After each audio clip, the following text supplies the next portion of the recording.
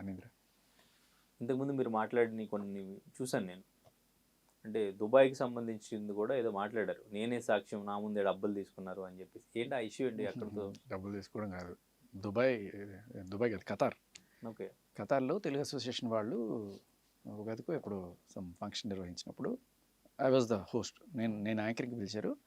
ఆ టైంలో బిత్తిరి సత్తి గారు, మంగ్లీ గారు, ఇంకా పూర్ణ గారు, వీళ్ళందరూ కూడా పెర్ఫార్మెన్సెస్, పూర్ణ గారి డ్యాన్స్, మంగ్లీ గారి పాట, బిత్తిరి సత్తి గారి కామెడీ, ఇవన్నీ కూడా ఉండే. సో నేను యాంకరింగ్ చేస్తున్నా, ఒక్కొక్కరిని స్టేజ్ మీద పిలవడం. ఆ టైంలో మంగ్లీ గారు కూడా వన్ ఆఫ్ ద పెర్ఫార్మర్ కాబట్టి ఆవిడని పిలిచారు. రేలా రే రేలా పాట అసలు తుమ్ములు వేసిపోయింది.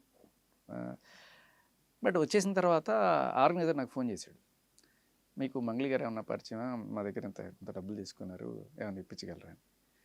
అంటే ఇచ్చేది మీరు, అడిగింది అమ్మంటారు, నాకు అంత పరిచయం లేదండి. అంటే మీరు మీడియా వాళ్ళు కదండి, ఏదన్నా అడిగింది అంటే, లేదండి ఏమన్నా ఉంటే ఆవిడని అడగండి అని చెప్పాను.